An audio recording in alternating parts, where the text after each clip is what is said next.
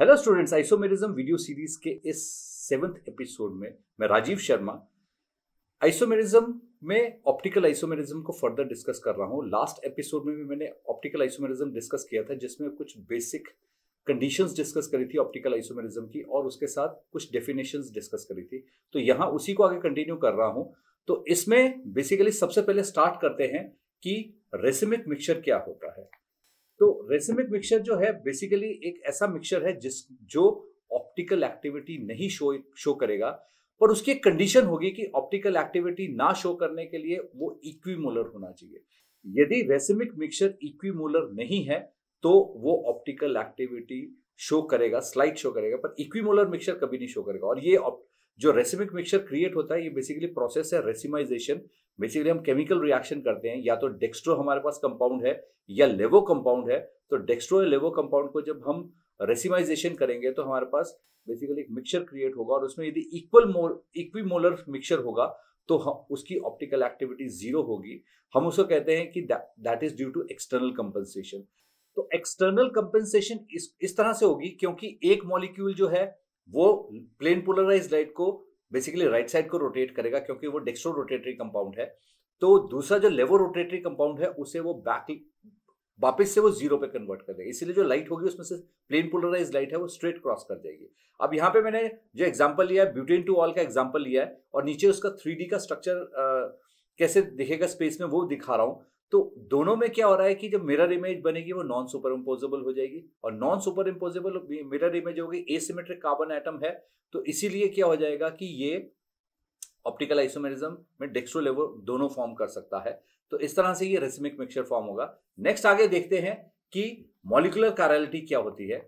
तो अब molecular chirality में क्या होगा कि कोई कायरल एटम एग्जिस्ट नहीं करेगा, पर होगा ये कि क्योंकि मॉलिक्यूल इस तरह से बना होगा कि उसकी यदि हम मिरर इमेज लेंगे, टोटलिटी में मिरर इमेज लेंगे, तो वो नॉन सुपर इम्पोजेबल हो जाएगी। जैसे बाइफिनाइल है।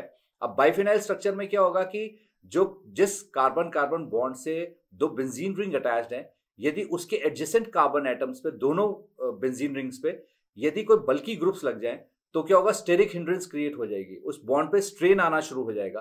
तो उस स्ट्रेन को रिलीव करने के लिए क्या होगा, जो कार्बन कार्बन बॉन्ड है दो बेंजीन के बीच में, उसमें रोटेशन हो जाएगी, और वो रोटेशन के कारण क्या होगा कि स्ट्रक्चर ऐसे बन जाएगा कि वो नॉन सुपर इम्पोजेबल हो जाएगा।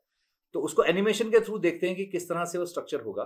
तो अब हम जैसे ये देख रहे हैं, बेंजीन का क्या हो जाएगा कि डाइफिनाइल का स्ट्रक्चर ऐसे आ जाएगा कि यदि इन दो कार्बन एटम्स पे, जो ये बेंजीन रिंग के बिल्कुल साथ जो कार्बन एटम्स हैं, इन दो कार्बन एटम्स में जो यदि बल्की ग्रुप्स लगे हुए होंगे, तो इसलिए क्या होगा, ये इस तरीके से परपेंडिकुलर हो जाएंगे। ये दोनों बेंजीन रिंग्स क्या हो जाएंगे, आपस में एक दूसरे परपेंडिकुलर हो जाएंगे।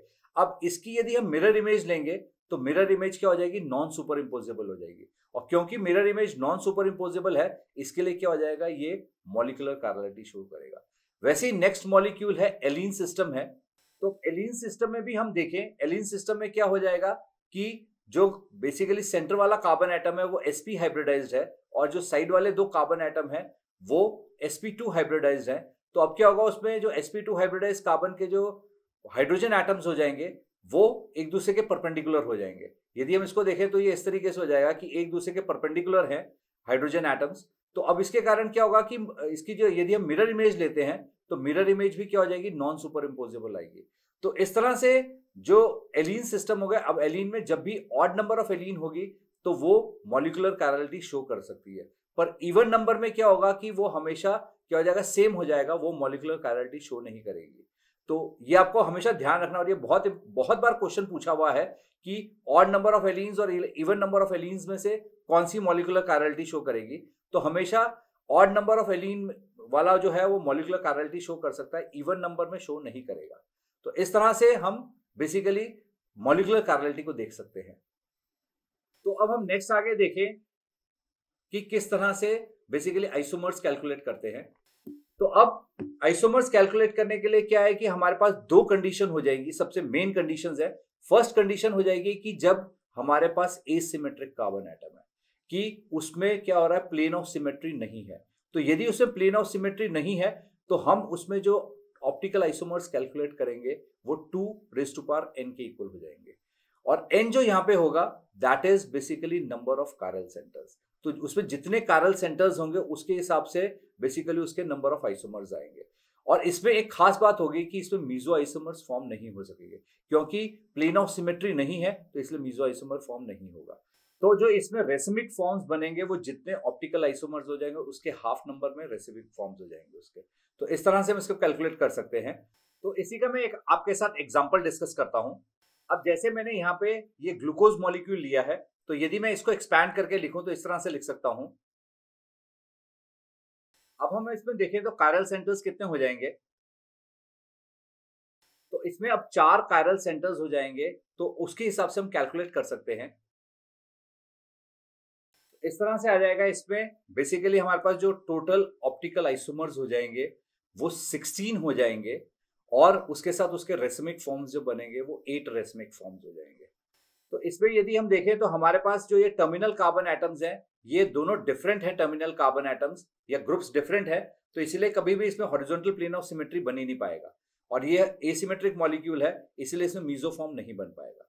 तो नेक्स्ट आगे देखते हैं कि यदि अब हमारे पास even number of carbon atoms हो, तो अब जिस मॉलिक्यूल में हमारे पास प्लेन ऑफ सिमेट्री एग्जिस्ट कर रही है, तो उसमें यदि 2 केसेस बन सकते हैं। पहला केस ये हो जाएगा कि उसमें even number of chiral centres हैं। अब यदि even number of chiral centres हैं तो हम फॉर्मूला जो यूज करेंगे उसके ऑप्टिकल आइसोमर्स हो जाएंगे 2n-1 हो जाएंगे, और उसमें मीजो आइसोमर्स भी एग्जिस्ट करेंगे या मीजो फॉर्म्स भी एग्जिस्ट करेंगे।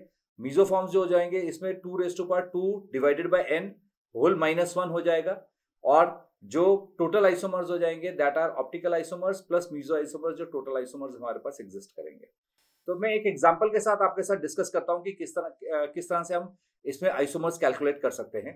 तो मैंने यहाँ पे टार्ट्रिक एसिड लिया, और टार्ट्रिक एसिड में जो हम कायरल सेंटर्स देखें तो इसमें 2 कायरल सेंटर्स हो जाएंगे।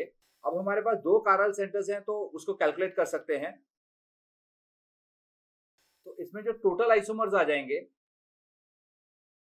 तो यहाँ पे जो टोटल आइसोमर्स आ जाएंगे वो 3 आइसोमर्स आ जाएंगे। तो इसमें इस समय जो लिंक डिस्प्ले हो रहा है आप उस लिंक को फॉलो करें, और उस वीडियो में मैंने टार्ट्रिक एसिड के बेसिकली मीजोमर्स और डाइस्टीरियोमर्स डिस्कस किए थे। तो यदि आप देखेंगे तो टार्ट्रिक एसिड का एक मीजोमर पॉसिबल होता है और 2 उसके डाइस्टीरियोमर्स पॉसिबल होते हैं, कि 2 डिफरेंट कॉन्फ़िगरेशंस हो सकती है, और उसके एनांशियोमर्स आगे बन सकते हैं। तो हमारे पास बेसिकली जो है 3 कंपाउंड्स ही बनेंगे जो टार्ट्रिक एसिड के साथ एज ऑप्टिकल आइसोमर्स एग्जिस्ट करेंगे। तो अब हम नेक्स्ट डिस्कस करते हैं कि यदि हमारा सिमेट्रिक मॉलिक्यूल है, पर सिमेट्रिक मॉलिक्यूल के साथ क्या है, हमारे पास odd number of chiral centres है।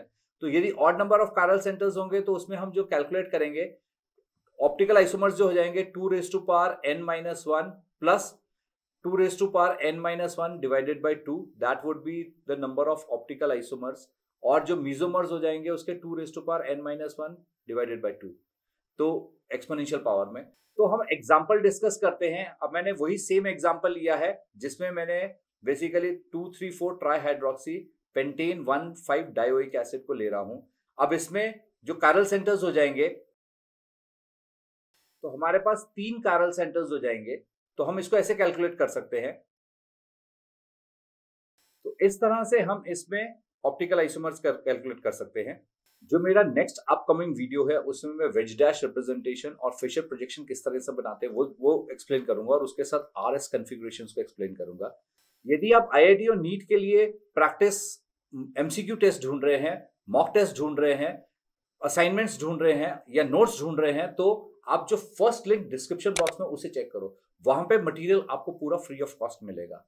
क्या आप मेरे चैनल पे फर्स्ट टाइम विजिट कर रहे हैं? यदि फर्स्ट टाइम विजिट कर रहे हैं तो मेरे इस चैनल को सब्सक्राइब करो।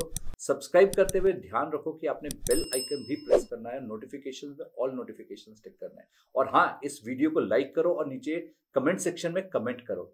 आप मुझे डिफरेंट सोशल प्लेटफॉर्म्स पे फॉलो कर सकते हैं। And thanks for watching this episode.